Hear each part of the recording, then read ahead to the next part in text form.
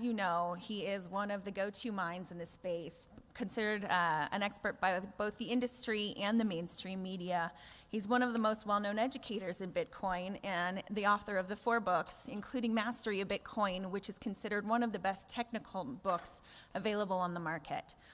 He's a fellow of the University of Nicosia, where he's taught 8 sessions of the free Bitcoin course, Massively Open Online Courses. He's the co-host of Let's Talk Bitcoin, the longest-running English-speaking podcast in the Bitcoin space. He's testified before the Canadian and Australian Senates on the impacts of regulating Bitcoin. He's a strategist, a visionary, a highly sought-after public speaker, and a board member of the C4 organization that brought us all here today. He invented the Bitcoin diet, which involves discovering Bitcoin, studying it for 18 hours a day, forgetting to eat, losing 26 pounds, and then recovering. It's not a diet that he recommends, but an innovator nonetheless. And he's inspired many in the space. This industry has been changed significantly because of the impact that he's made. And he will inspire many of us. He's inspired many people who are already here to quit their day jobs and pursue full-time work in the Bitcoin industry. So consider yourself warned, and help me welcome Andreas Antonopoulos.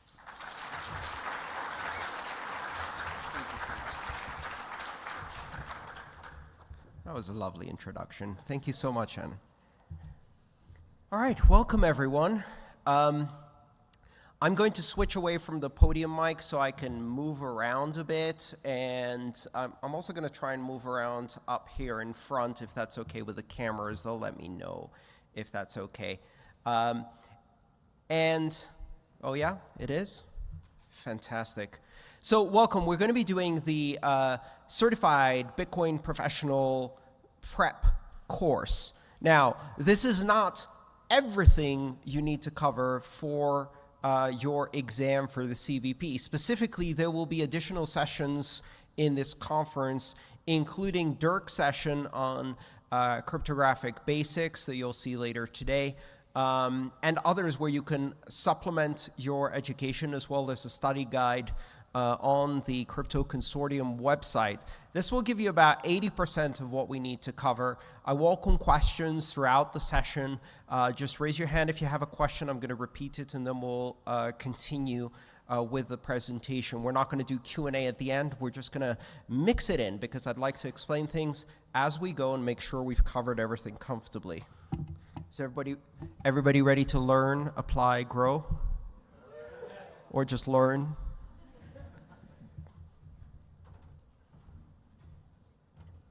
So let me switch to this mic, see if it works.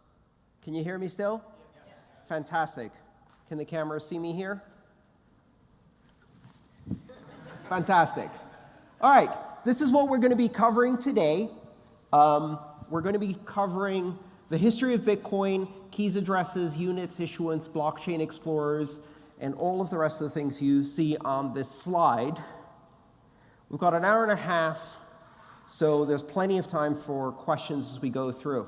Now, the first and most important warning is do not send crypto to the addresses in this presentation, right? We have burned the private keys on purpose. Despite the presence of this warning, people have now sent more than 2 Bitcoin to addresses in my book that are lost forever. Or, if you like, gifted to the rest of the economy through deflation. All right. So you probably know the mythology and history of Bitcoin and where this amazing technology and invention came from. It all started in October of 2008 when Satoshi Nakamoto published a white paper on a cypherpunk mailing list. We now know that when Satoshi published this paper, they had already been working on the software. Satoshi wrote the paper after writing the software, once they were convinced that the software would work. But the paper was published first. So an interesting little historical tidbit there. You may notice that when I talk about Satoshi Nakamoto, I refer to Satoshi as they. This is not necessarily a plural noun, they. It's a indeterminate pronoun. So they, because Satoshi could be male, Satoshi could be female, Satoshi could be non-binary, Satoshi could be alien. Satoshi could be a group of people. Satoshi could be the name of a committee or project. We don't know. It does not matter at all. In January, the software was released, and on January 3rd, the first block, the Genesis block, was mined. Interesting fact also, the Genesis block was not mined with the client. It was mined using some other software, manually, effectively mined by a custom script, and is included in every piece of software that uses Bitcoin. There is a copy of the Genesis block and its fingerprint. That is what Bitcoin is. Bitcoin is a blockchain that originates from that Genesis block. 7 days later, Hal Finney, a world-renowned cryptographer who unfortunately passed 2 years ago, joins the network and starts mining. At this point, there are 2 miners on the network. So in terms of decentralization, the Bitcoin network is much more decentralized today. When people say, oh, it's too centralized, there's only a few miners. Well, at first there was 1. That was centralized. Then there was 2. That was a bit less centralized. And actually, if you look at it historically, we're getting more decentralized over time. Almost 10 months later, in October 2009, the first fiat exchange that has been recorded was made on an exchange where $1 bought 1,000 Bitcoin, presumably from a miner. And then almost 5 months later, or 6 months later, Pizza Day. Laszlo Hanyek went out and said, I would like to make a commercial transaction to establish a baseline value for Bitcoin in a commercial realm. And Laszlo Hanyek arranged for someone to buy pizza with Bitcoin. Now, this did not mean that he got Domino's Pizza to accept Bitcoin. No, this is a much simpler transaction. He persuaded someone to use their credit cards to call Domino Pizza and deliver 2 pizzas to Laszlo's house. And in return, Laszlo sent 10,000 Bitcoin. 10,000 Bitcoin for 2 pizzas, which now makes this the most expensive pizzas ever purchased in the history of humanity. Laszlo has some regrets. But without commercial activity like that, we wouldn't have the network we have today. In December of 2010, just about 2 years after first appearing on the scene, Satoshi Nakamoto posts the last message and vanishes. Satoshi Nakamoto has not appeared again since. Several other people have appeared claiming to be Satoshi Nakamoto and failing to provide the most basic and simple evidence of that, which is to sign a message using one of the keys in the first few blocks. What does signing a message using one of the keys in the first few blocks prove? Does it prove that someone is Satoshi Nakamoto? No. It proves that someone has the keys that Satoshi Nakamoto used to mine, which they may have acquired using different means. What it proves is they might be Satoshi Nakamoto. But if they don't sign a message with one of the keys in the Genesis block, what does that prove? It proves they aren't Satoshi Nakamoto, because Occam's razor. The simple answer is probably correct. Now, the word Bitcoin means many different things, and therefore some of the confusion that arises in this space comes from vocabulary.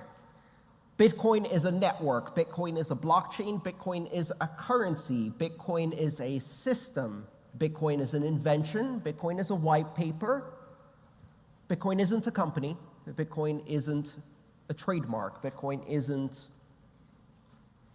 an organization. Bitcoin is a disorganization, a very powerful disorganization. If you see it with a capital B, usually or sometimes, that means the network, the system itself, a decentralized peer-to-peer network that creates consensus without needing a central authority. That is Bitcoin, the system, proper noun, capital B, right? Bitcoin with a lowercase b is a currency. So the money is called Bitcoin with a lowercase b. It's not Bitcoins, right? Because Bitcoin applies for both singular and plural purposes. I have lots of Bitcoin, or I have no Bitcoin. I have 1 Bitcoin. I have 3 Bitcoin. Nowhere do I say Bitcoins.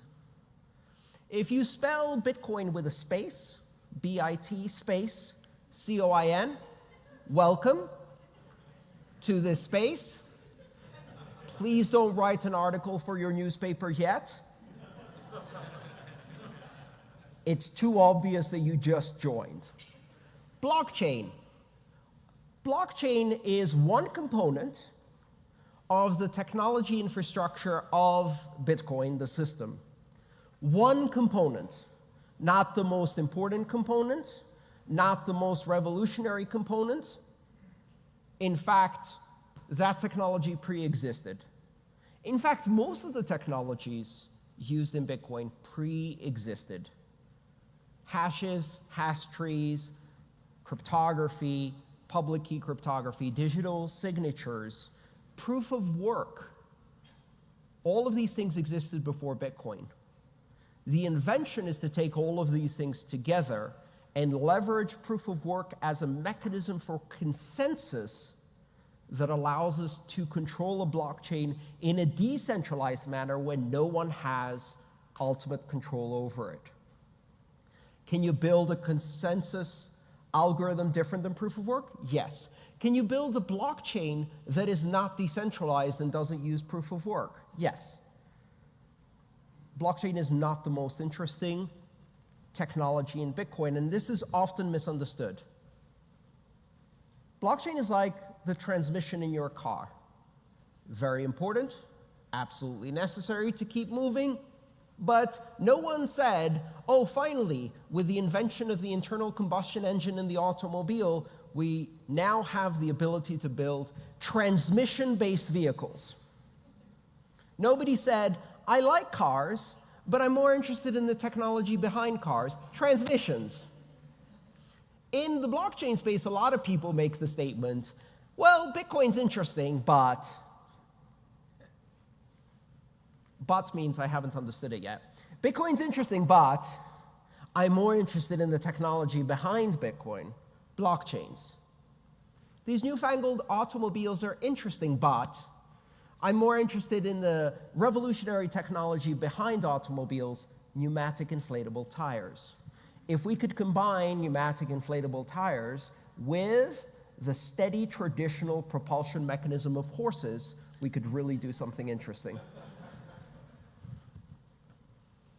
We're going to go for the rest of this course based on some fundamental user stories. This is a technique I use in my books too, in order to help move the narrative forward so we can understand. Ultimately, this technology is about people, right? Money is a social structure, and these blockchain systems, these networks, are social structures that technology enables, and therefore, people are important. In this particular case, we're going to use 3 people, Alice, Bob, and Catalina. Alice lives in Europe. She's new to Bitcoin. In this course, we'll see her buy her first Bitcoin, and we'll talk about how that works, and use it then to buy a book from a United States publisher called Bob. Bob lives in the US, runs an online bookstore, and has a lot of customers outside the US who make payments in different currencies, including Bitcoin. Catalina is an Argentinian web developer with clients all around the world, and one of her clients is Bob. And now we'll follow their stories through this book. We're going to use these stories to illustrate 3 different transactions, how those transactions work, what they're made of, and gradually explore the various technologies behind Bitcoin using these transactions as a reference. First of all, Alice uses cash to buy Bitcoin from a Bitcoin ATM. Then Alice uses Bitcoin to buy a book from Bob's web store, and what a great choice of book. Bob then uses Bitcoin to pay Catalina's invoice for web design. So let's start with Alice buys Bitcoin from a Bitcoin ATM. How many here have used the Bitcoin ATM ever? Okay, wow, quite a few. Very good. So how do you get your first Bitcoin? And that's a question that comes up a lot, especially with newbies, right? And the common answer most people will say is, oh, go and sign up for an account on this exchange, and they mention an exchange, and use your bank account or your credit card to buy Bitcoin. That is an acceptable answer. It's not a good answer. So let's look at some good answers. First and foremost, earn. Get paid in Bitcoin. Most people don't even think about this one, right? What are the benefits of using your labor, the products you make, the services you offer, the skills you have to earn crypto? This doesn't just apply to Bitcoin, of course, but any form of money. The huge benefit of earning crypto instead of buying it is privacy. If you go and offer someone a haircut or drive a taxi or wash a car or paint a painting or set up a web server and you get paid in Bitcoin, are they going to ask you for your driver's license, passport, birth certificate, grandma's maiden name, social security number, passport number, proof that you're not Iranian? No. You're going to get the job done. You're going to get paid in crypto. So you just earned your first crypto, and it's private. It's a private commercial transaction between 2 individuals. Privacy matters. Secondly, what is the exchange fee you pay when you earn Bitcoin? 0. That is the best exchange fee to pay. 0. Nobody's going to charge you a fee. In fact, in many countries, you might actually get a premium for that. You don't always have to be self-employed to do that. Many companies offer an opportunity to get paid directly in crypto, either as your whole salary or as part of your salary. I currently employ 11 people, some as employees, some as contractors. Several of them get paid partially or wholly in crypto. Some Bitcoin, some Ether, some a mix of the two, bit of US dollars in the mix, maybe some euro, just mix it all up and pay your people. So you can earn in a variety of ways, including as part of your wages. There's also companies that can help you do that, even if your employer has no idea what this Bitcoin thing is that you keep talking about. So what they can do is they can become a payroll provider, where just like you take some of your payroll out and put it towards a savings account or a retirement account, and your employer is quite happy to deposit to a different bank account, well, some of these providers will take that and convert it instantly to Bitcoin and send it to you. So your employer doesn't even know that you're getting paid in crypto. You're just having it converted each time. That does carry an exchange fee, though, and all of the identity requirements. Of course, you can buy crypto from an exchange, and that's one way of doing it. You can buy Bitcoin from a Bitcoin ATM using cash. In Europe and many countries around the world, Bitcoin ATMs are completely anonymous. You don't need to provide any ID to buy or sell Bitcoin. Some of them are two-way. You can send Bitcoin in and it spits cash out. Very useful if you're a tourist in a foreign country. Much better way to get cash in the local currency than using an exchange. In the US, 99% of Bitcoin ATMs will require you to identify yourself by providing some kind of identification document, and they will charge you quite a bit. This is because of state-based regulations on money transmission. You can also buy directly using cash from just people, right? And you can do that using an intermediary service like Local Bitcoins. And what they will do is they will make sure that the Bitcoin is in escrow so that neither party can run away with the money and not pay the other party. Now, obviously, meeting someone at the Starbucks to exchange some amount of cash in order to exchange it for magic internet money may be risky, right? You want to do this in a public space exactly the same way you would if you were buying or selling something on Craigslist or eBay and you had to meet the other person in person, right? Don't go to an alley. You know where one of the best places to trade crypto is? A police station or a bank. They don't care. In fact, some police stations around the country have Craigslist zones where you can go right under the cameras and do your transaction next to the police station so everybody feels safe. Well, you can use one of those. And finally, you can trade your belongings for Bitcoin. Sell your car for Bitcoin. Has anybody done that? Yes, I have. I sold a Mini Cooper at 11 p.m. on a Saturday night when all of the banks were closed to a person who wasn't in the state at the time, in a completely different state, paying for his cousin to buy the car. 3 confirmations, here are the keys. That was enough for me. Sell your house for Bitcoin. All right. So what Alice is going to do is she's going to use one of these techniques to get Bitcoin, and the preferred technique she's going to use is a Bitcoin ATM. Now, a reminder, Alice is in Europe, right? So she's going to use euro. And she's going to put 80 euro in cash, let's say 4 20 euro bills, and feed them into this little machine over there. You see it has a little slot that's for feeding in the cash. And then she's going to receive from the Bitcoin ATM 0.026845 Bitcoin. When I did these slides, that was the exchange rate. We'll talk about that in just a second.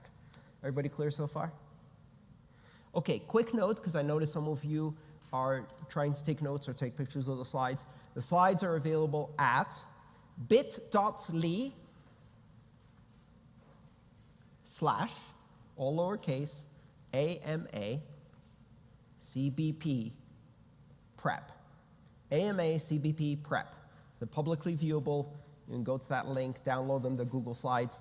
And by the way, CC by SA, Creative Commons, Attribution, Share Alike. As long as you link back to the originals, you can do whatever you want with these. You can publish them, you can sell them, you can create webinars, you can do whatever you want. Everybody clear on that? Everybody got that? bit.ly/AMA CBP prep. All right, so this is the Bitcoin vending machine. On the left-hand side, you see 4 pictures of 20 euro bills, which I'm pretty sure is illegal in lots of countries to take photos of money and put them on a slide, but there you go. And those are not real money, but Alice is using real money, and she feeds that real money into the ATM, and the ATM spits out Bitcoin. How does it spit out Bitcoin? On the right-hand side, you see that little transparent partition? In there is an LED light and a camera, and that is the mechanism that this ATM uses to read a QR code off of Alice's smartphone, right? So it's a passive device. The way it sends Bitcoin is by reading Alice's destination address through that camera. So Alice shows the ATM a Bitcoin address, which we'll talk about in a bit, and that way the ATM will complete the transaction by sending that Bitcoin to that Bitcoin address. So how much Bitcoin is 80 euros? How do we know how much Bitcoin is 80 euros? How does anybody know what the value of Bitcoin is? How many dollars is 80 euros today? Anybody know? How would you find out?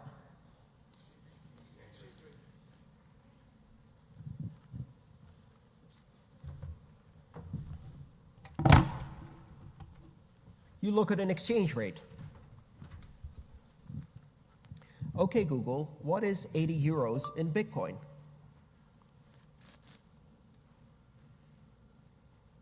€80 equals 0.01 Bitcoins. So we can find out quite easily. It's not magic technology. How does Google know? An exchange, a marketplace. So Bitcoin doesn't really have a price. People talk about the price of Bitcoin or the value of Bitcoin. But the thing is, commodities have prices. A banana has a price. A Bitcoin doesn't have a price. It has an exchange rate because it is money. Money doesn't have a price. Money has an exchange rate, right? You don't say how much does a euro cost, right? You say what is the exchange rate between a euro and a dollar. Here's one site that can help us find out that information, bitcoinaverage.com. There's many sites like this. You could go to a specific exchange and ask that exchange what the current price is. Here you can see Kraken, Bitstamp, GDAX, which is Coinbase, Bitfinex, and they're all advertising a price or exchange rate for Bitcoin. Do you notice something about this? Are the prices or exchange rates different? Which one's correct? All of them. Very good. There is no one price. The price is something that is determined in real time on different markets based on the activities of buyers and sellers of cryptocurrency who are trading it in real time. So what does bitcoinaverage.com do? It's right there in the name. It takes all of those numbers and it calculates a rolling weighted average. Weighted by what? Volume weighted. What does volume weighted mean? Well, if somebody trades 1 Bitcoin on Coinbase for a certain price, and somebody else trades 100 Bitcoin on Bitstamp for another price, which price matters more? The 100 Bitcoin, right? The volume matters. You shouldn't be able to change the average of an entire market with a small volume. So volume weighted means that each one of the averages is multiplied by the volume of transactions or trades that is happening on each exchange to arrive at a global average of price. Lots of different sites do this. CoinMarketCap, CoinCap.io, Bitcoin Average, and of course the exchanges have a pretty good view of what's happening in your area or country in that market. There may be significant discrepancies between regions. In some countries, people will find that Bitcoin is more expensive. I have this question come up often. People will say to me, why is Bitcoin 20% more expensive in India? Bitcoin is not 20% more expensive in India. Rupees are discounted 20% in India. The reason you can't buy Bitcoin for the same price as in the United States is because once you buy it with rupees, the person who sold you that Bitcoin cannot export those rupees from India, and you can export the Bitcoin, which means that their money is less portable and your money is more portable. And when you trade less portable money for more portable money, the person who gets the less portable money demands a premium, right? Does that make sense? Right. How do you know that's true? Really simple. You go to India and you say, how much is a Bitcoin? And they give you a price in rupees. And then you say, oh, no, how much is it in dollars? I have cash. And then they give you the exact same price as it is on Coinbase in the US.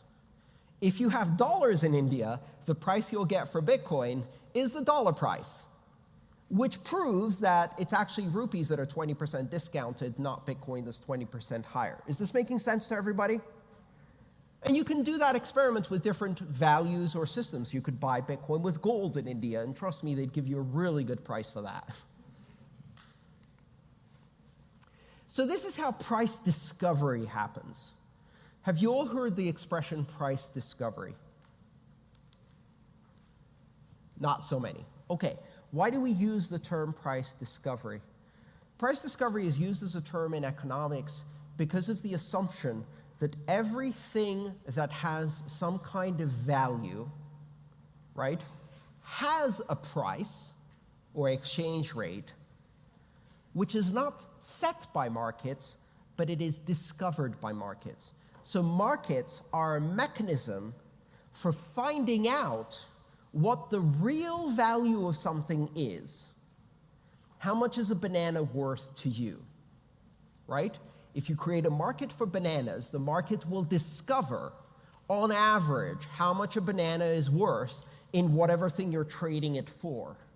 So we talk about price discovery because in economics, the idea is that the market doesn't tell you what the price is because the market is setting the price. The market is trying to figure out, to discover what the actual value of this thing is.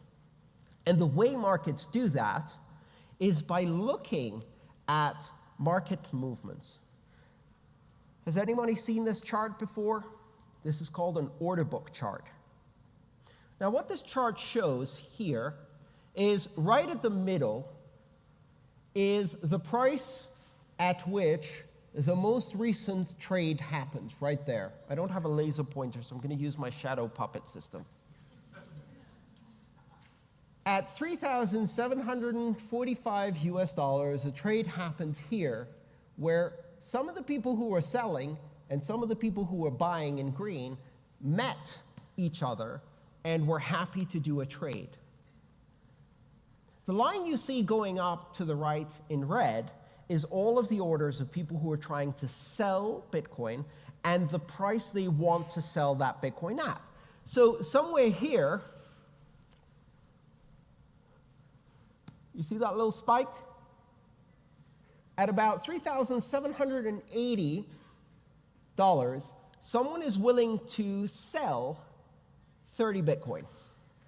So someone has put an order on this exchange, and they're like, I will sell you 30 Bitcoin for 3,780. Who's going to buy that? Well, now, yes, in retrospect. On that day, in that market, right, nobody was willing to buy that. How do you know? Because here's where the buy orders are. Someone else is going, well, at 3,710, I'm willing to buy. Who's going to sell me? No one. Right? So there's a difference of opinion. This difference of opinion is called the spread. Right?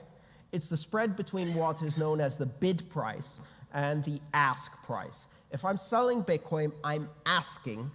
So my order is called an ask order. And if you're buying Bitcoin, you're bidding to buy Bitcoin, and your order is called a bid. This is how stock markets work. This is how bond markets work. This is how commodities markets work. If you want to buy pork belly, you say, I'm willing to buy 10 tons of pork belly at $30, and somebody else says, I would sell it to you, but I want, $32. As the market moves around, people change their orders and change their prices until they meet a buyer. So the current price of any commodity in an open market is the average of the prices that people actually agreed and traded on over the past period of time. So if lots of orders got fulfilled at a specific price, that's what's going to show up there. So this is the mid-market price for the last trading period. And they might do that average over a matter of minutes, seconds, or whatever, depending on volume. Everybody clear? Any questions so far? All right. So now we know how everybody knows the exchange rate at this moment. The ATM is internet connected. In order to fulfill Alice's trade, the ATM is going to go on the internet and use some price provider. It might be a site like bitcoinaverage.com that takes the price from lots of exchanges and averages it, or it might be a specific exchange price for the country in which the ATM is operated, which would make sense because that exchange most likely represents the local market's price discovery vis-a-vis the local market's currency. Whatever it is, 80 euros at 1 Bitcoin being 3,000 euros means that Alice receives 0.0 blah, blah, blah, blah, blah. Yeah? So how does Alice receive the Bitcoin? We talked about this earlier. There's a little camera in there that's looking to take a photo of a Bitcoin address. Now, at this point, if you're new to this space, all of this is very, very confusing because there's a lot of terminology you've probably heard. You've heard the term key, and you've heard the term address. And then you've probably heard some adjectives like private, public, and those are usually combined with those two other words, private key, public address, Bitcoin address, public Bitcoin address. What are these things, right? Public key cryptography is the basis for all of these things, but it's very, very confusing at first. It's a rather esoteric area of math. So what we're going to do is use an analogy, okay? Think of a series of lockers. They're in a public space. Maybe this is a bus station or a train station or the main square in your city. And lining the walls are all of these lock boxes. And these lock boxes are pin coded, right? So there's a little pin code keypad on the front. The other thing that's unique about these lock boxes is they all have a little slot at the top. And that slot means that you can drop something into the lockbox. Yeah? Okay, so if you drop something into the lockbox, who can open it? Whoever has the pin? Yeah? Okay. How many lockboxes can one person own? All of them, right? How many people can access a single lockbox? Millions. You could have millions of people who have the same PIN number for the same lockbox and they can all open it. You could have a company representing thousands of customers that has one lockbox and a PIN number and holds that lockbox on behalf of its thousands of customers. So if I say there are 1 million lockboxes in Bitcoin that have money in them, how many people are using Bitcoin? We have no idea. When you next read that article that says, Bitcoin ownership is concentrated among X number of addresses, shock, horror, and dismay. What is the meaning of that statistic? It's bullshit. No, better. It's bullshit with a clickbait headline that tugs at your heartstrings in order to make you feel dismay over this unequal distribution of income. Addresses are not people. People are not addresses. Lockboxes can be owned by millions, or a single person could own millions of lockboxes. So, again, we've got these boxes, they're in a station. This image is not perfect because it misses something really interesting that happens in Bitcoin. All of the lockboxes are transparent. You can actually see inside whether there's money in there, and you can count it from the outside of the box. You can't touch it, you can't open it, but you can see it's there, right? And that's the fundamental technology of Bitcoin. There's one more tiny little detail. You see that label, that white label in the top right corner of the box? All of the boxes are numbered. Well, actually, no, sorry, it's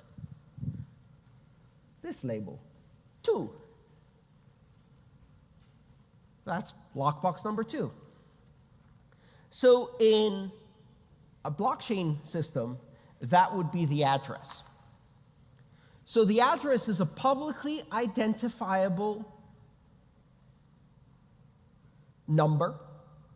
Simply enough, that's what an address is, a number that tells you which lockbox you need to use. When Alice is exchanging currency, euros, for cryptocurrency, Bitcoin, what she's telling the ATM by showing a QR code is, my lockbox is number 3. The ATM then puts Bitcoin through the public slot into that lockbox, and now Alice, being the only one who has the PIN code to that lockbox, can access that Bitcoin. There are really only 2 components that we care about. The address, which identifies which lockbox people should put money in that you control, and the PIN number that controls the lockbox, that allows you to spend from it. The PIN number is the private key, and the lockbox number is a Bitcoin address. Any questions so far? Now, if you saw these lockboxes in a public train station, and they were transparent and there's money inside them, you're probably thinking, I need to get me one of those pins. So the first question that comes to mind is, can I figure out the PIN number from the number on the front of the lockbox? Not if we want the system to be secure. So a Bitcoin address tells you nothing about the private key. It's a very important consideration. Can you ever find the private key from the Bitcoin address? No, you can't. They have a mathematical relationship, but that mathematical relationship is one way. The Bitcoin address is generated from the private key, not the other way around. You cannot go backwards. Almost everything in cryptography is based on this fundamental idea, which can be summarized as you cannot go backwards, also known as one-way functions in math. Any questions? Okay, how else would you figure out a PIN?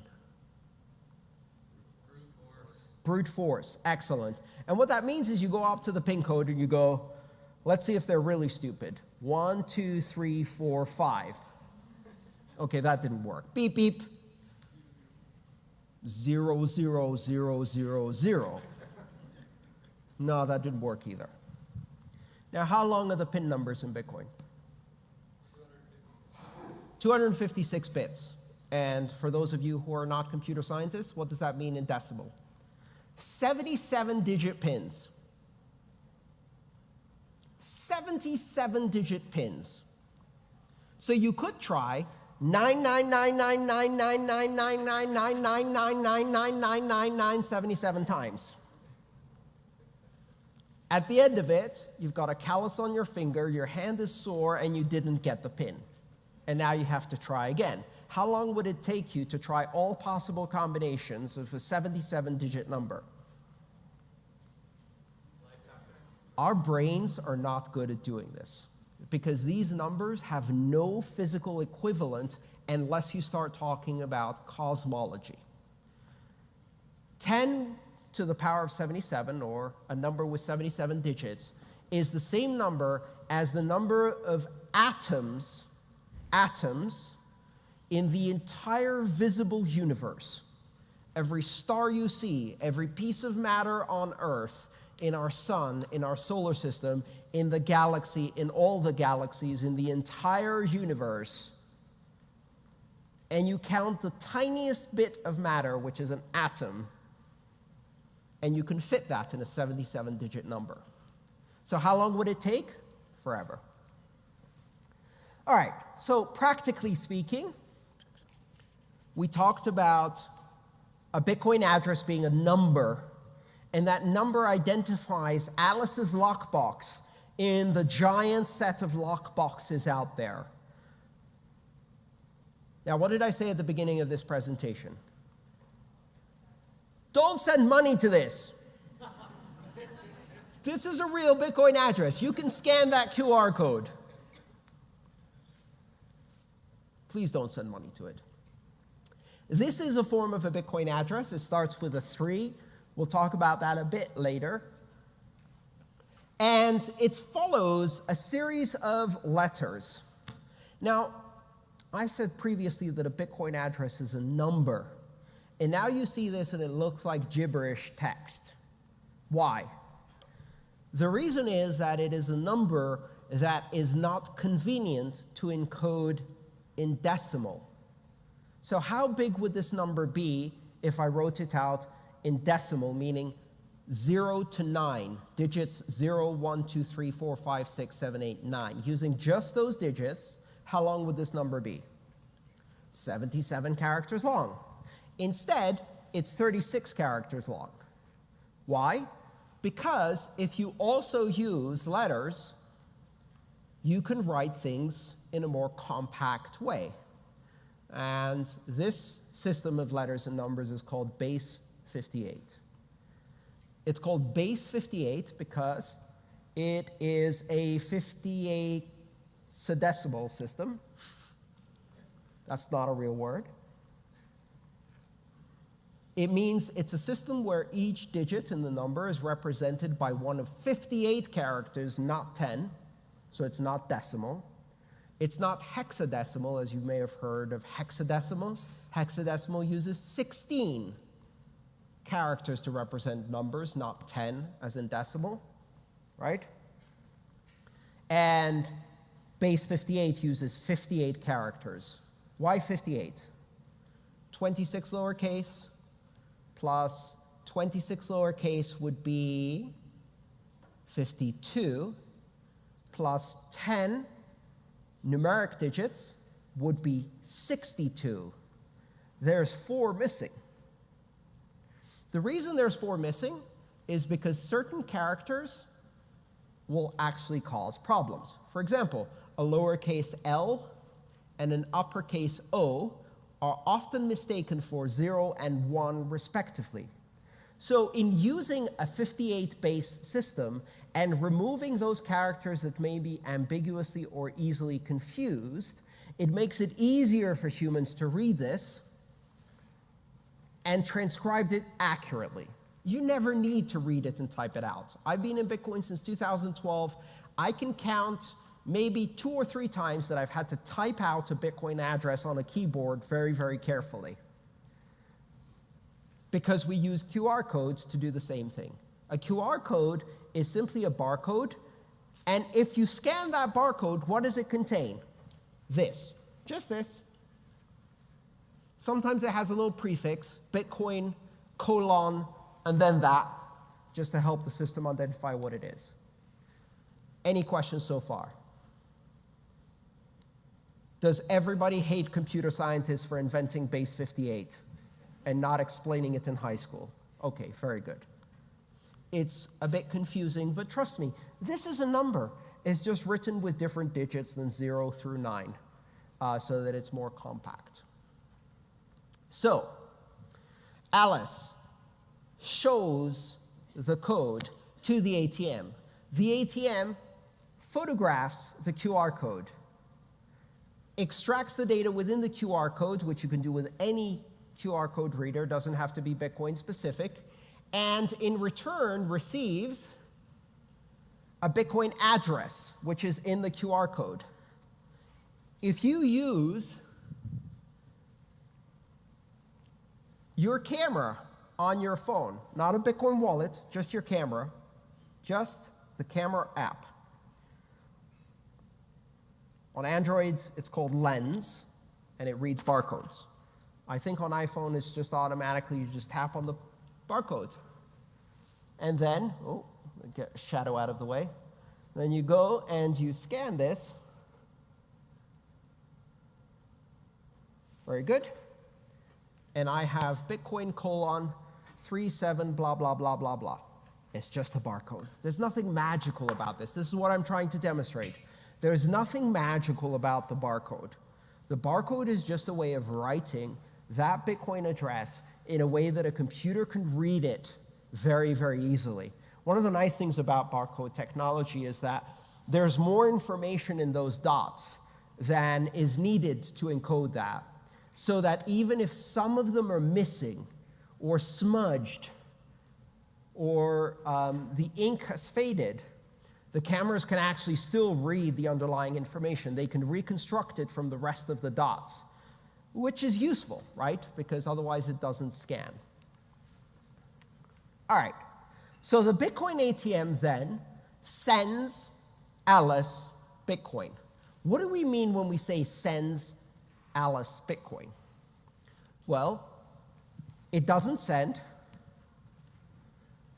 and it doesn't send to Alice, and it doesn't send Bitcoin. So that sentence is completely wrong, as we'll see now. We use that as people to communicate the action that makes sense to us. The ATM sent Alice some Bitcoin, only the ATM didn't send it, because Bitcoin doesn't move. Bitcoin is always on the Bitcoin network. It's not in my pocket. It's not in my phone. It's not on the wallet. It's on the blockchain, always.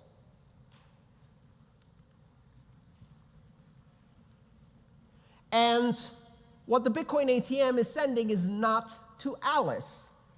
It's sending to 37 LRVHJJDHDEERQ.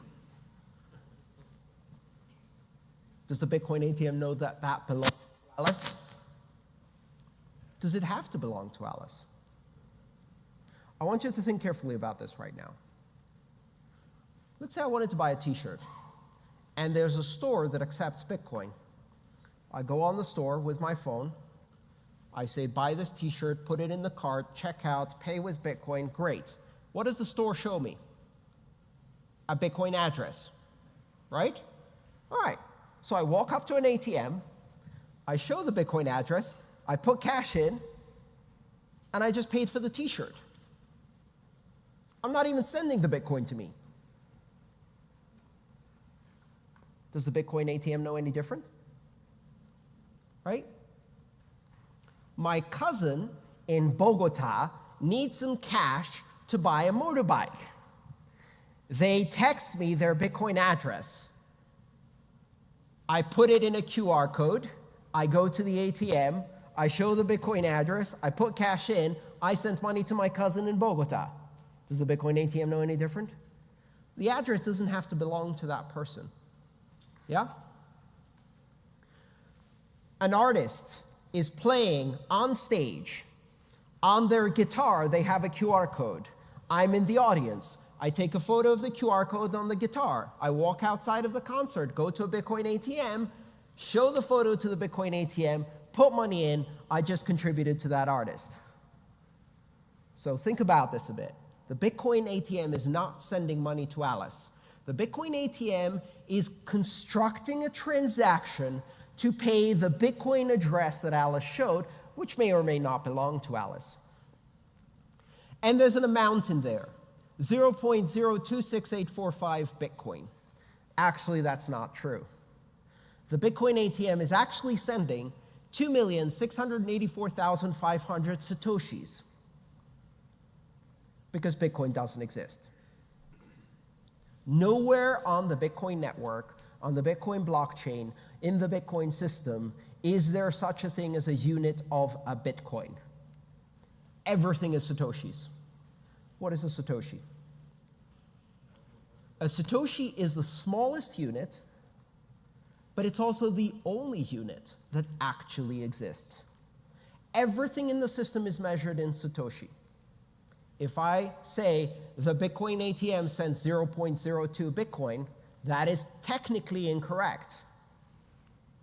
The Bitcoin ATM divided the amount by 100 million Satoshis to show you that it was 0.02 Bitcoin, but it actually sent 2 million Satoshis. The only unit that exists in the system is the Satoshi. everything is stored as satoshi. 1 Bitcoin is 100 million satoshi. How many Bitcoin will be mined in the Bitcoin network ever? Anyone? None, because there are no Bitcoin. 21 quadrillion satoshis is the upper limit that will never be reached. The Bitcoin network will mine less than 21 quadrillion satoshis by the end of its operation. Make sense? Because we're mining satoshis, we're sending satoshis, we're receiving satoshis. Now, humans do not think in 8 decimal places. Many humans I know, especially those educated in the public schools of this and other countries, don't operate in 2 decimal places or even 0 decimal places. So for the convenience of humans who don't like trying to do division, we use other units. Now, this is a concordance table, and you can read it from the left and say, 1 Bitcoin is 100 million Satoshi. Yes? Go down to the bottom. 1 Satoshi is 1 Satoshi. 1 Satoshi is 0.000000001 Bitcoin. Understand how to read this? So there's a couple of other units that you may have heard of. Millibit is from the prefix milli, which means 1,000th, and is part of the international metric system used by every civilized country in the world. Never mind. And a bit is 1/1,000,000th of a Bitcoin, or 100 Satoshi. So if you think of a Satoshi as a penny, a bit is $1. Right? Does that make sense? 1.75 bits is 175 Satoshi. And you could do these conversions relatively easily. You just move decimal points around. Now, for many people, it's very difficult to think in long decimal places. So even when I said Alice receives 0.02685 Bitcoin for her 80 euros, you get confused as you're reading that as to how big or small that is related to a Bitcoin. If you think of it instead in terms of 2 million Satoshi, it's much easier to think of that, right? It's 2/100ths of a Bitcoin. Story number 2. Alice buys a book from Bob's store. Now, Alice is going to do another transaction where she's going to send 0.011234558 Bitcoin to buy a book from Bob's web store, and Bob is going to ship a book to Alice. There's going to be some exam questions at the end. Pay attention here. I'm just kidding. Now, there is a laptop, and with that laptop, Alice is looking at Bob's web store. And on the store, Bob has a book available for $40 US, and that book then has its price translated to 0.011234558 Bitcoin. How does Bob translate the price? Do you remember from our previous conversation? Anyone? An average, Bitcoin average, or some other exchange or a marketplace has the price discovery. Now, interesting question here. Why is Bob pricing the book in dollars and not Bitcoin? Is it because he's a dirty fiat no coiner?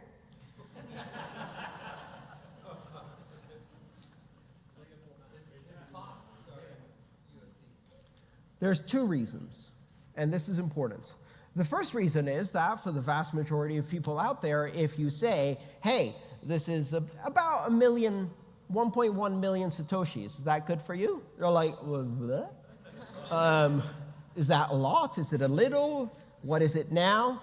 You know how the joke goes where the kid says, Dad, I want 1/10 of a Bitcoin for my allowance. And the dad goes, what? You want $1,200 for your allowance? I can't give you $1,100. That's ridiculous. No kid your age gets $800. Volatility. Bitcoin is not a good unit of account. And the reason it's not a good unit of account yet is because the market is small and as a result it's still volatile. And it's volatile enough that it makes it impossible to price things. When we started this conference and planned this conference, Bitcoin was $3,600. I had people complain and say, why aren't you pricing your tickets in Bitcoin? It's like, because you would have paid 3 times the cost if you bought the ticket now instead of 6 months ago. That doesn't seem logical, right? And you'd probably, and if you wanted to refund, what am I supposed to do? Give it to you at the current price? At the previous price? In dollars? Or in Bitcoin? It's a problem, right? We don't use Bitcoin as units of account. So one reason is volatility, difficulty for consumers understanding the price, because Bitcoin is not good at pricing yet. The other reason, which is equally important, is Bob is running a business in a particular jurisdiction, in this case the United States. Bob has to do accounting. Bob has to pay taxes. How does Bob pay taxes if he doesn't know the price of the things he's buying and selling? Guess what? The IRS does not accept Bitcoin. Right? Yet. Thank you. They accept dollars. The very meaning of the phrase legal tender is that it is accepted for payment of debt to the government. Bitcoin is not legal tender. Now, if I'm Bob and I'm trying to do accounting, it's a lot easier for me to say, I sold the book at $40. $40 today, $40 tomorrow, $40 next week. I'm getting different Bitcoin amounts, but that doesn't matter because the value of the Bitcoin at the time that I sold the book was $40. That makes my accounting very easy. I do all of my accounting in US dollars. I have to. And I say this not just in terms of Bob. I run a business where I do Bitcoin payments and Bitcoin receivables, and I have to price everything in US dollars, not because I'm a dirty fiat no coiner, but because I have to pay my taxes and report my income to the US government. Right? So that's why the price is in dollars, even though the payment is accepted in Bitcoin and converted in real time at the moment of payment. As you can see here, Alice, who has a rather large hand, is scanning. It's the only clip art I could find. Is scanning the QR code in order to make a payment, right? Often, it's a lot easier to use a mobile wallet on your smartphone, even if you're making a payment to a website that's on your laptop. Why? Because I can't scan the QR code on the laptop screen with the laptop camera that's on the laptop screen. Now, if you think I haven't held up a handheld mirror and tried to align, I have. It worked. It was a pain, but it worked. But critically here, one of the things that new users have a problem with is this concept of, hang on, the Bitcoin address is on my laptop. If I pay for it with my smartphone, will my smartphone know how to send the money to the website? Because they think that what a wallet is doing is sending the money to the other device, the website, the other smartphone, the wallet. It's not. It's constructing a transaction that is depositing money into a public address. Bob's store doesn't care how money arrives at that address. Bob's store is watching that address and waiting for a payment to come in. When that payment comes in, it knows that somehow Alice made that payment. Why? Because it actually produced an address for Alice's cart. So in a store situation like that, the store generates a unique address for every customer's purchase, for every cart. When money comes into any of the addresses that the store is watching, it can see which cart that corresponds to, mark that cart as paid, and then tell Bob to ship. That's how web stores work in the cryptocurrency space. So does it matter how Alice got money into that address? Does she have to use the same device? No. She could pick up her laptop, go up to an ATM, hold the screen like this, and put money in. Right? This is a difficult concept for people to recognize because it doesn't match what we do with credit cards, right? You can't go and enter the credit card on your smartphone to pay something you just bought on a website. So this is what it looks like from Alice's perspective. She scans the QR code. Her wallet shows her that there's a payment of 0.011234458, which is $39.73. Hang on, I thought it was $40.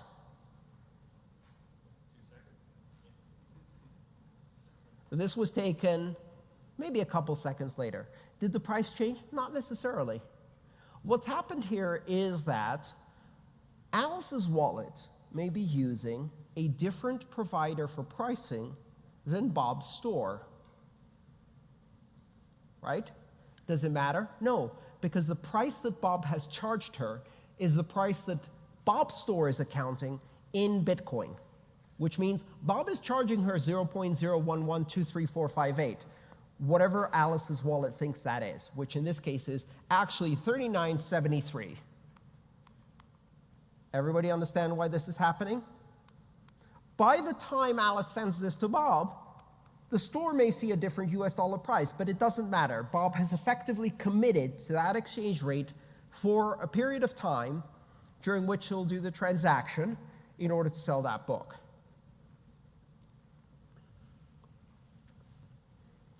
Alice then constructs that transaction. Now, this is a different type of address that Bob's store uses. Do you see that? It starts with BC1QZ3A8. Has anyone seen an address like that? Does anyone know what that kind of address that is? Shout it out. Betch 32. I got you. That was a trick question. Nobody knows how to pronounce Betch 32, so I asked people to shout it out just so we can see what happens. Bech 32. Biche 32. Betch 32 is the name of this kind of address. It is what is known more broadly as a native SegWit address. We'll talk about that in some of the other courses that are going to follow. But suffice it to say, that's just a Bitcoin address. You know that from the BC1Q, that is the prefix to all of these addresses. This does not use a base 58 encoding. It actually uses a 32-character encoding with some very interesting properties for error correction. Doesn't matter. All you need to know, a lot easier to read because it's lowercase, no uppercase characters being used, and it's the new format that most Bitcoin wallets are moving to. And so Alice presses the Send Now button, done. Hang on a second. What's that fee thing? No one told me there would be fees. I was promised a free lunch. We'll talk about that in just a second. So we looked at a transaction previously. You remember? We looked at the transaction that the ATM constructed in order to give Alice her 0.02 Bitcoin, that is about 80 euro.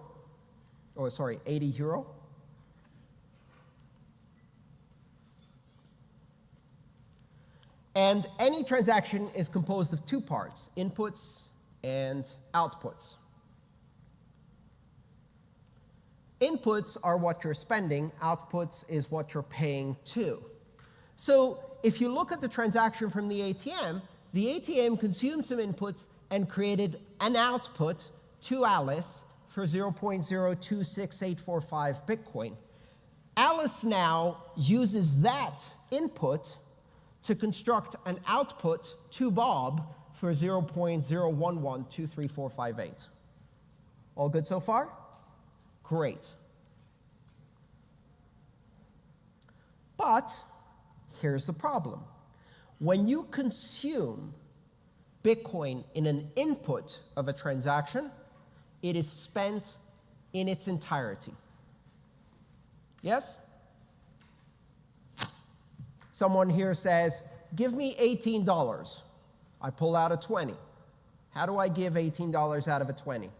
I can't. It's indivisible. I can't take 10% of the bill, tear it off, and give the other person 9/10 of a $20 bill and say, here, this is about $18. No, it's now $0 because you tore the bill, you maniac. The same thing applies to Bitcoin. The input is an indivisible chunk of Bitcoin. When you spend it in a transaction, you spend all of it. Alice gives the entire input. But she needs change, right? So if someone says, pay me $18 and I have a 20, I expect them to give me $2 back. And the change is actually created by Alice's wallet. So Alice's wallet creates a transaction where the input is the chunk of money that the ATM gave her, indivisible, 2 million Satoshis, and the outputs are one output to Bob to pay for the book in the precise amount, and one output back to Alice's wallet, a different address in Alice's wallet called a change address. It's just another address, with the rest. Think of it as Alice opens the lockbox, pulls out a 2 million Satoshi chunk, right? And then has to spend all of it, so she puts $40 worth in Bob's lockbox and the rest of it in her own lockbox as change in a single transaction. So far, so good? Everybody with me? All right. This is the actual transaction on the blockchain. All of these are real transactions. You can go look at them, and I encourage you to do that as homework in order to understand these things better. I'm using a block explorer called blockstream.info, and you can use this bit.ly link, which is case sensitive, meaning the A and the T are capital. Otherwise, you go to a page about a small city in Texas called Alice. Alice, Texas is the all Lord. Don't go there. It's fine. I mean, you can, but capital A, capital T, if you type that in, it's actually going to take you to this Blockchain Explorer page where you can see this transaction. One input, two outputs. So far, so good? So what have we learned? Bitcoin history, keys and addresses, markets, exchanges, pricing, units of account, inputs, outputs, and change, and using block explorers. Now let's talk about some of the more advanced topics in the time that's remaining. So we saw this transaction where Alice pays Bob for the book. That transaction had two outputs. Who among you did the math to try to add it up? Nobody? Good. And if you try to add it up, if you add up 0.011234558 and 0.0155808, the answer is not 0.026845. It's less. There's a chunk of money missing. That chunk of money is 2,962 Satoshis that is missing from this transaction. It's not missing. It's a fee, and it's paid to miners. So, where in a transaction are the fees? Nowhere. The fees are the money left behind on the table to tip the miners. You pay at the restaurant, the waiter brings you change, you put some of it in your pocket, your change address, and you leave some coins on the table and walk away. That's the tip. That's how Bitcoin transactions work. Alice spent her ATM input, spent some of it to Bob, put some of it back in her own wallet as change in her pocket, and left some on the table, 2,962 satoshis, and that money will be collected by the miners as a fee for this transaction. What happens if you don't include a change address?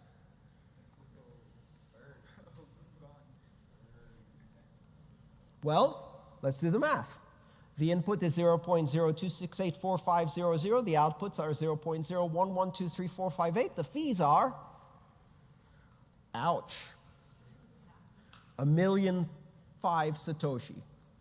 1.5 million Satoshi. Ouch. So in today's money, that's maybe about a $150 fee on a $40 purchase. Alice is a big tipper, what can I say? Habits she picked up in Vegas, who knows? Why do we have transaction fees? The answer is really simple. Space for transactions is limited. It's limited by physics, it's limited by technology, but it's also artificially limited by software. We do not want blocks that are enormous, because enormous blocks means costs for everybody processing blocks, which then gets externalized. In economics, there's no such thing as a free lunch. If you're not paying fees, someone's paying fees. You're either paying them in terms of inflation, you're paying them in terms of giving cartel advantage to a monopoly by centralizing access and control, or you could just pay fees.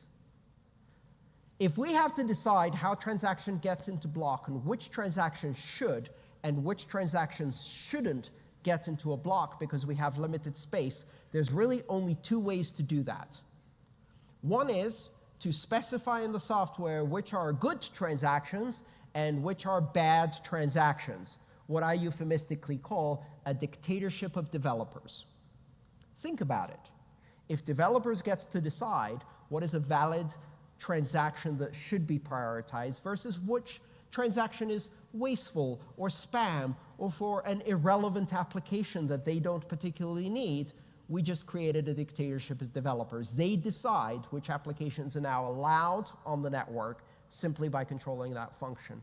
There's only one way to correctly price the scarce resource of transaction space or block space in a way that doesn't give anyone control, and that is a market.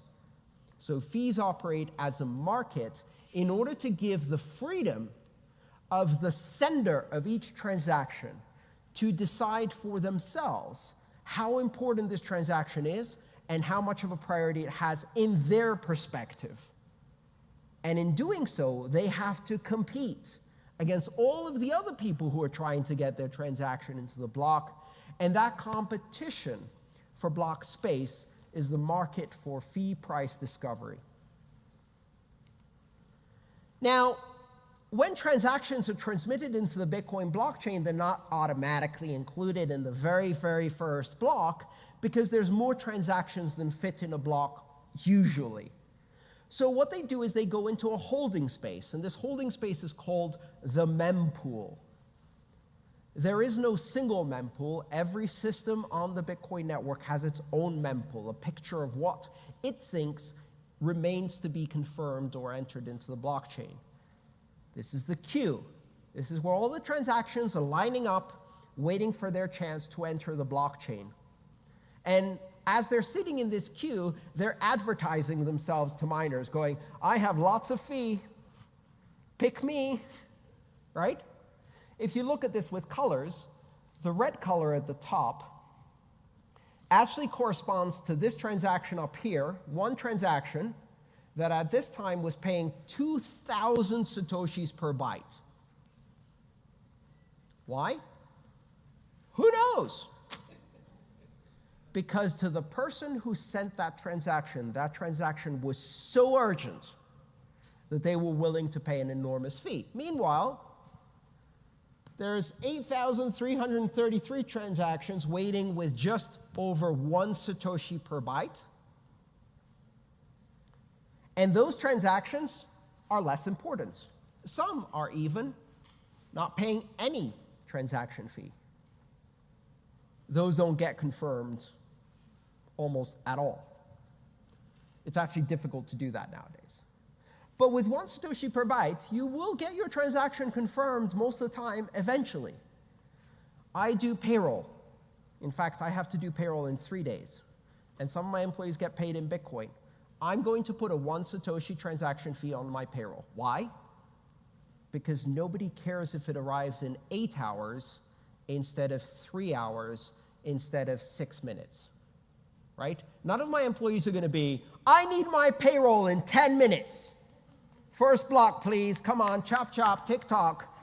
I got shopping to do.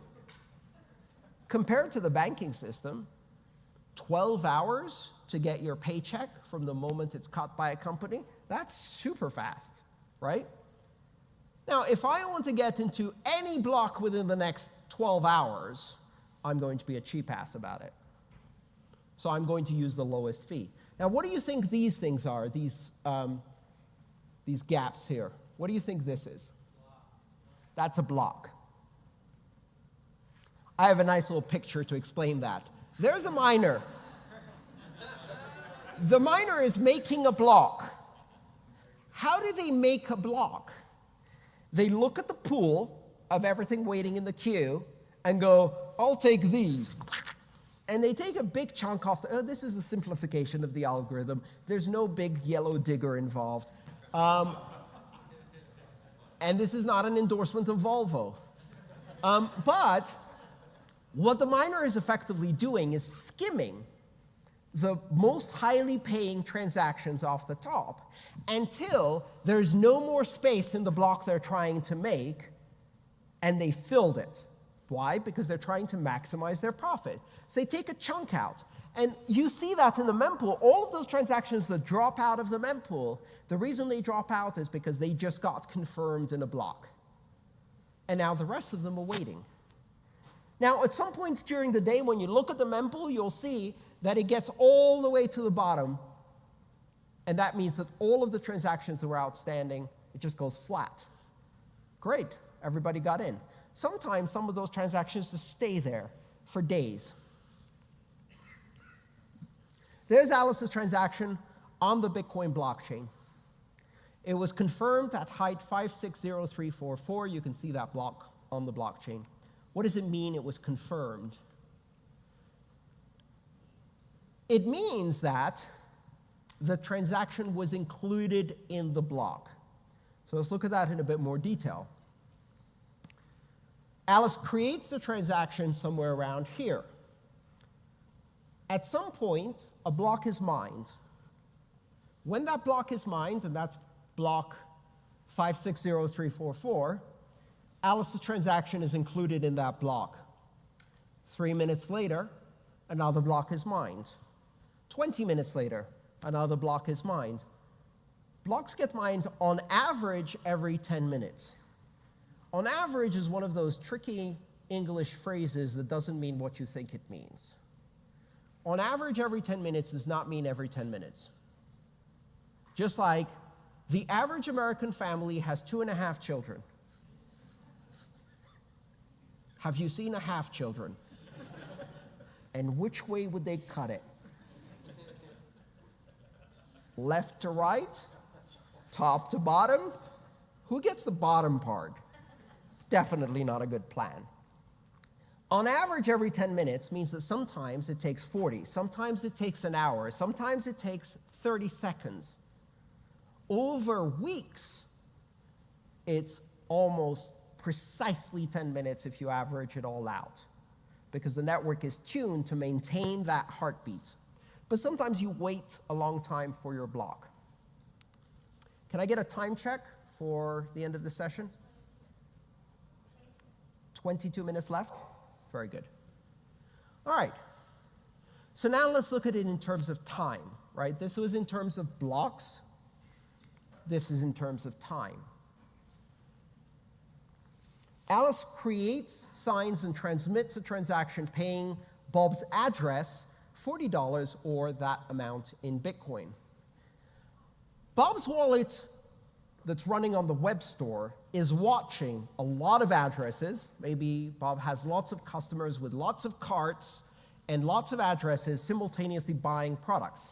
Presumably, you want Bob to be able to sell more than one product at a time. So Bob's wallet is watching all of these addresses. What does watching mean? It means that Bob's wallet is connected to the Bitcoin network and has told the Bitcoin software that he's running, please tell me if any payments happen to the following list of addresses, right? That's what the software is doing. Now, Bitcoin operates as a broadcast network, which means that when you send a transaction on the Bitcoin network, you shout it. It's called a flood or gossip protocol. So what you do when you're on the Bitcoin network, what Alice's wallet is doing is it's talking to all of the Bitcoin nodes that it has direct connections to, and it's gossiping, it's flooding, it's shouting a transaction. It says, hey, I have a transaction, blah, blah, blah, blah, blah, blah, blah. The other nodes go, oh, good, new transaction. Let's see if it's valid. Yep, that's valid. I'm going to tell everybody I know about it. And they tell all of the nodes they're connected, and each one of those nodes looks at the transaction and goes, huh, let's see if it's valid.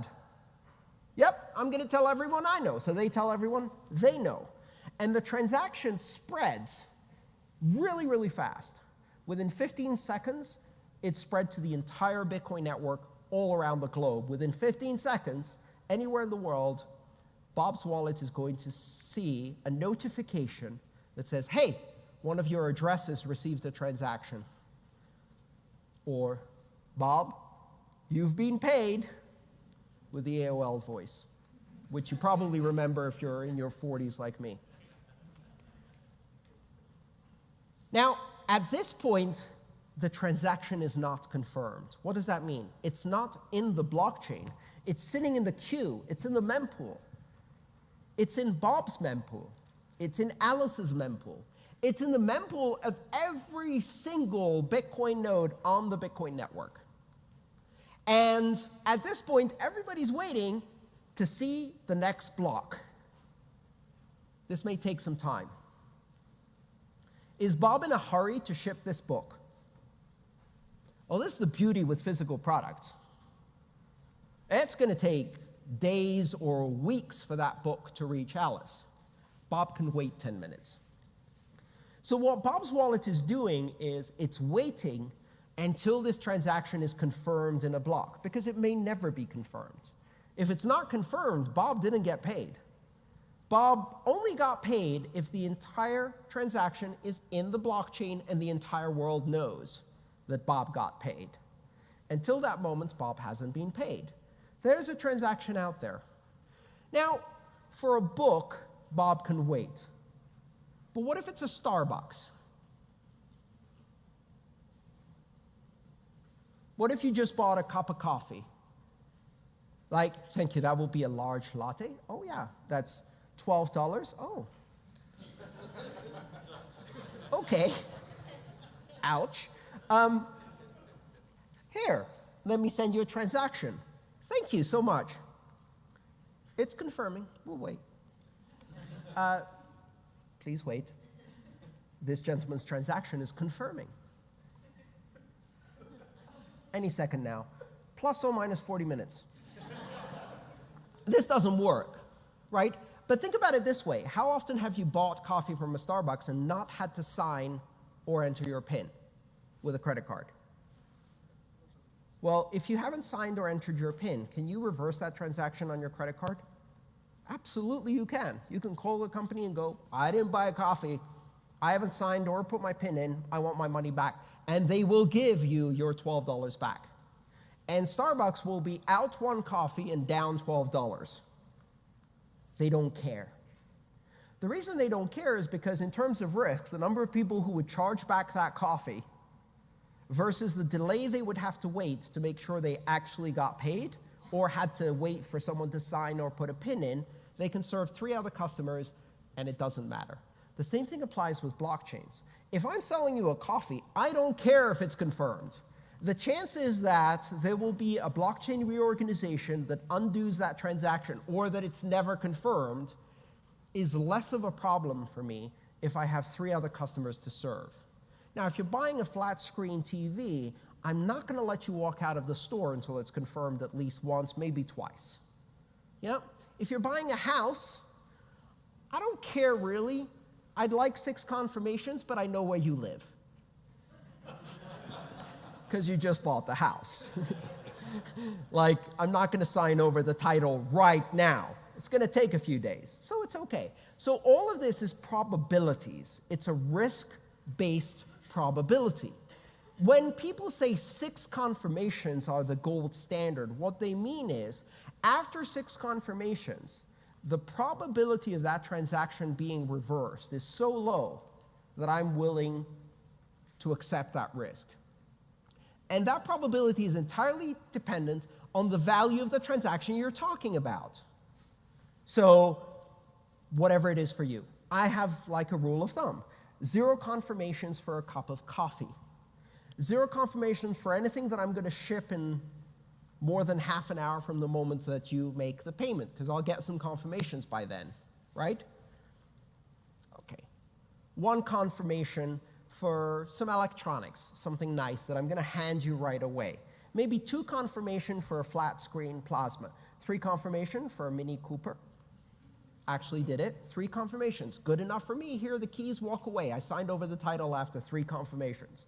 The chance of that being reversed, not a problem. Yeah, also I know what your car is and the license plate. I'll find you. Right? 4 confirmations, 5 confirmations for a house. I would sell a house with 5 confirmations. I would sell a house with 3. Yeah. 6 confirmations for a Ferrari that you drive off the lot with appropriate insurance, yes. 7 confirmations for a mansion. 8 confirmation for an aircraft carrier. 144 confirmations for $22 trillion of US debt. I'd take it. Right? Bitcoin isn't worth enough to do that. So the mining actually happens separately from the receipt of the transaction. You may hear this term in economics or in markets, settlement or clearing. Settlement or clearing is the finalization of a transaction. It is the moment at which a transaction is no longer reversible. How long does it take to clear or settle a credit card transaction? Anyone? 60 days. How long does it take to approve a credit card transaction? 10 seconds or less. But don't think it's settled. If you're a merchant, they can show up 59 days later and go, never happened. Sorry. Right? That's why merchants love crypto. No chargebacks. There is no 60 days. So 10 minutes seems like a long time if you're thinking that retail transactions are instantaneous. They only are if it's cash. If it's a credit card, it's actually not instantaneous at all. The merchant doesn't get paid for at least 30 days. And in many cases, that payment is a credit that is subject to being taken back if the transaction is disputed. And the pinnacle of that is I've had a transaction reversed from a credit card 18 months after it was made. A credit card company came back and said, no, that never happened. Sorry, you owe us money. Good luck. See you in court. 18 months, the gall. So after 60 minutes approximately, Bob's wallet has received 5 confirmations. 6 confirmations, sorry. 5 more blocks mined on top of the one containing Alice's transaction. Let's go back and look at this. Block 56344 contains Alice's transaction. That means Alice's transaction has now been recorded in a block on the blockchain. How many confirmations is that? Anyone? All together now? Make a guess. Come on, one. One confirmation. So what does it mean to say a transaction has one confirmation? It means it's in a block. What does it mean to say it's 0 confirmations? It means it's not in a block yet. It's in the mempool. When it goes from the mempool to a block that's actually been mined, it's in the blockchain now. It's in that block. That block is one confirmation. All right? So if block 560344 is one confirmation from Alice's transaction, what is block 560345? 2 confirmations. Now this is where it gets a bit confusing. Alice has received 2 confirmations on her transaction when one block has been mined on top of the block that contains her transaction. We count 1 for the one that has her transaction, 1 block for the one above her transaction on top of her transaction. That's layered on top. So we're building up, right? 2 confirmations. 3 confirmations with block 560346. 6 confirmations at block 560349, which is 5 blocks after the one that Alice's transaction was in. Yes? The block it's in is 1, and then we layer on top. What's the upper limit on how many confirmations a transaction can receive? Anyone? What is the maximum number of transactions you can have? There is no maximum. How many transaction confirmations approximately has Hal Finney's transaction from 2009 received so far? 560,000 or more confirmations, and every 10 minutes, 1 more.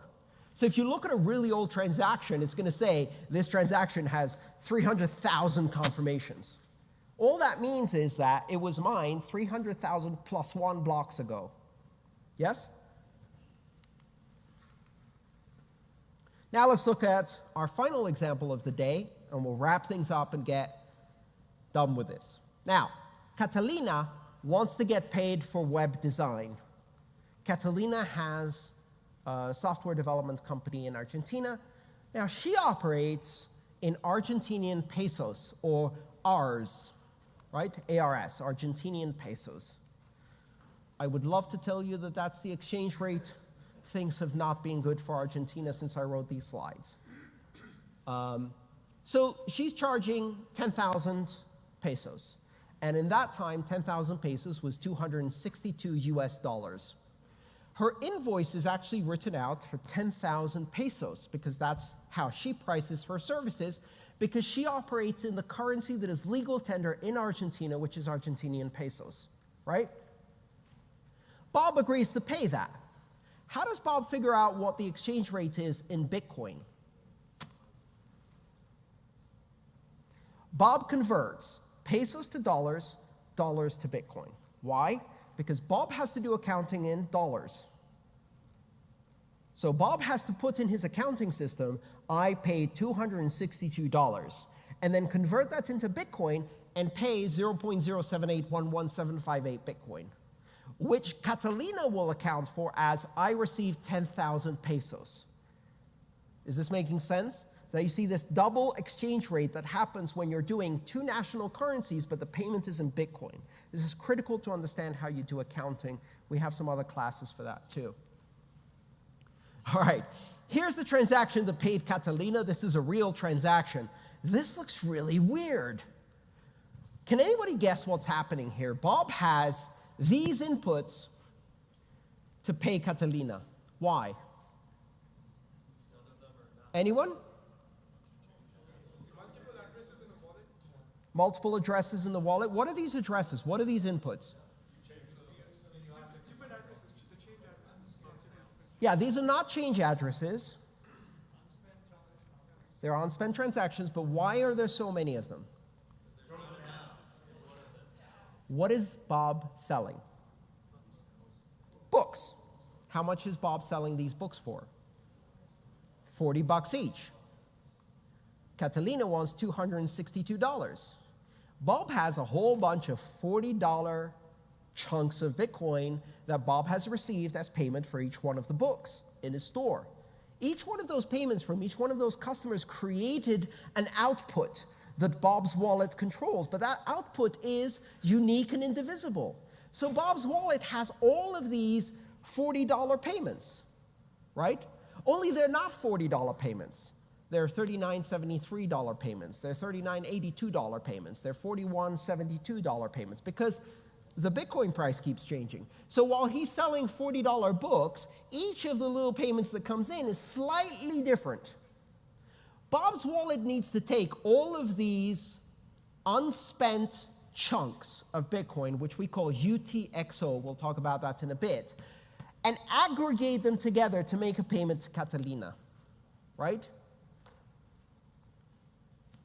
Have you ever been in a convenience store where the person in front of you goes, "How much is that bottle, please?"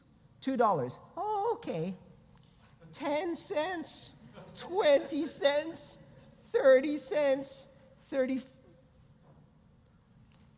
10 cents. That's what Bob's wallet is doing, right? He has a bunch of loose change. Now, this loose change could be millions of dollars per payment, but each payment is unique and indivisible. Each output can only be spent in its entirety. There's two ways Bob could make this payment. They might have the exact amount in a UTXO and pay that to Catalina. Done. Easy. Unlikely to happen, doesn't consider fees, all kinds of complication. Most likely, Bob has a slightly larger amount, pays that, gets change, pays the fees. So 2 outputs, 1 input. But in many cases, Bob's wallet actually doesn't have a big enough UTXO. So what it has to do is aggregate several inputs, pay the amount that Catalina needs, pay change back to himself, and guess what? Fees. Fees are in there too. Do the math, you can figure out how much Bob paid in fees. This is what this transaction actually looks like on the blockchain. Again, it's a real transaction. I sat there for 2 days making $40 payments as the price of Bitcoin changed to a store that doesn't exist in order to make this slide. You're welcome. And that's the real transaction. We're going to wrap up by explaining the blockchain now that we have a much broader picture of all of these components. It starts with what's known as the Genesis block. We count that as block 0 because we're programmers and we're annoying in that way. We count from 0. So block 0 is the Genesis block. Block 1 is the next block in the sequence, and it points back to block 0 as its so-called parent. The parent block is the block that came before. The child block is the block that came after. Every block has a parent, right? Which is the block it was mined on top of as a child. And inside each block, there is a reference to the parent block. This creates an unbroken chain. If you take the block that just got mined while I was talking, and you look inside at its parent, and you follow that back 1 block, and then you look at its parent, and you follow that back 1 block, and you keep doing that, 580,000 blocks later, you're going to arrive at the Genesis block in an unbroken continuous chain all the way back to January 3rd, 2009. Each of these references is in the block header, and the block also contains transactions. I'm going to run a bit late, but not too much.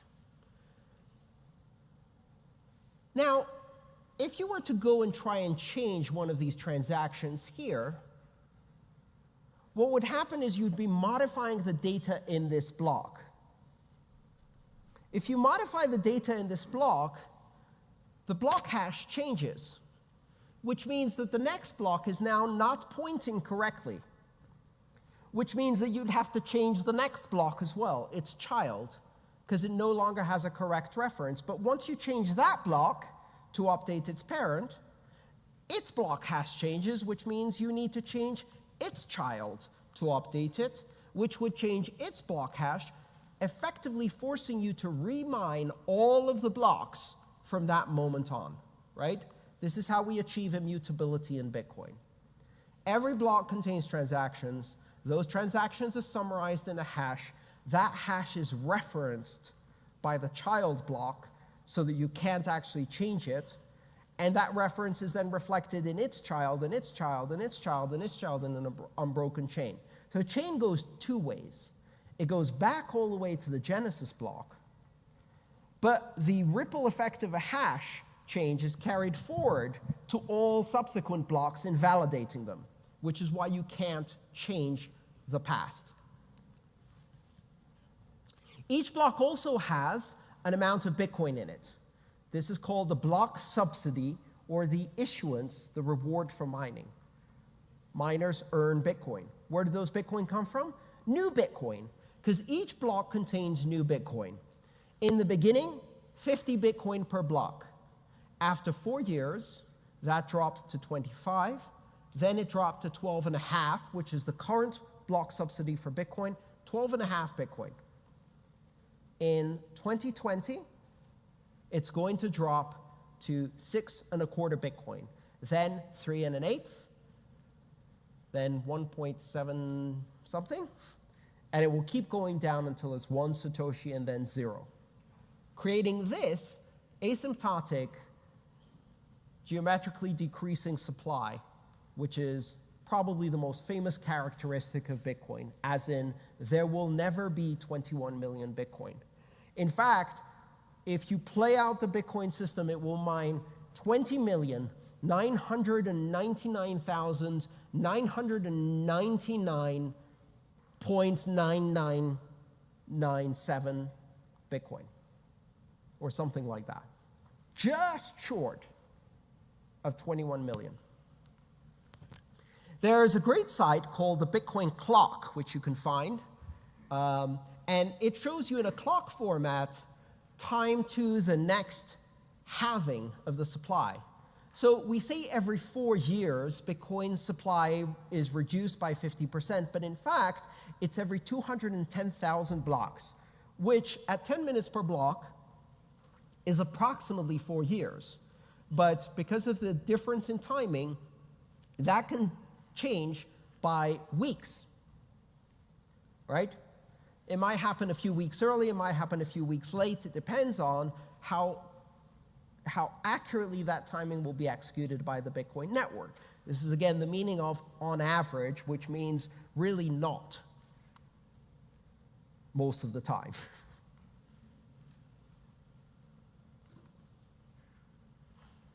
So here you see how the supply drops and the cumulative issuance approaches that line asymptotically.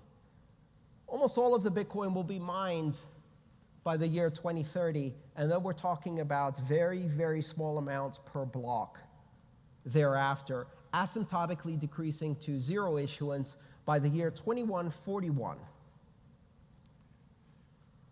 So people often ask me, what happens in the year 2149? What happens in the year 2141? It's a really simple answer. I'm dead. We're all dead. It's okay, deal with it. So miners receive 2 sets of incentives. One is called the block subsidy, and it's new Bitcoin that's minted in every block. And the other one is transaction fees, that is the sum of all of the fees of all of the transactions that they put in that block when they mined it. If you look at block 560344, again, this is Alice's transaction block, and you look inside, you'll find the first transaction is one called the Coinbase transaction. This is the transaction that rewards the miners. Every block has at least one transaction. That transaction is the Coinbase transaction containing new Bitcoin. It can have no other transactions, just one. That's okay, it's valid. And if you look here, what's the amount there? 12.57682767. Can anyone tell me how that number came up? Reward plus fees. Reward plus fees. So the reward, or block subsidy, currently is 12.5 Bitcoin, which means that in this particular block, there was 0.07682767 fees exactly included in the transaction. How do we know that? If it was a penny more, this block is invalid. Everybody check to see that all of the fees add up precisely. A miner can actually pay themselves less, but they can't pay themselves more. Right? Who writes the Coinbase transaction? The miners do. So when a miner is constructing a block, this is how it works. Their mining software goes, let's create the first transaction in this block. I generously give myself 12.5 Bitcoin. No, wait, we've got some fees. 12.576277285, signed me. Now, that's a great transaction to write. And if you're a miner and you put that in your block, does that mean anybody cares that you put that in your block? No, because this block hasn't been mined yet. Now imagine thousands of miners around the world, each writing their own check. They're all writing, to me, because I'm awesome, 12.7567. And they may have different amounts, different fees, because they've included different transactions from their different mempools. And none of those blocks is real until one of them is. The miner who wins has their block accepted by everybody else because they found proof of work. How do they know they get paid? They wrote the Coinbase transaction. And that Coinbase transaction is meaningless unless their block is accepted by everyone. But the moment it's accepted by everyone, that Coinbase transaction is in there. So the payment to the miner becomes real. They can't actually spend it for 100 blocks. It's a mechanism of security in Bitcoin. But it's real now. Thank you so much for coming today.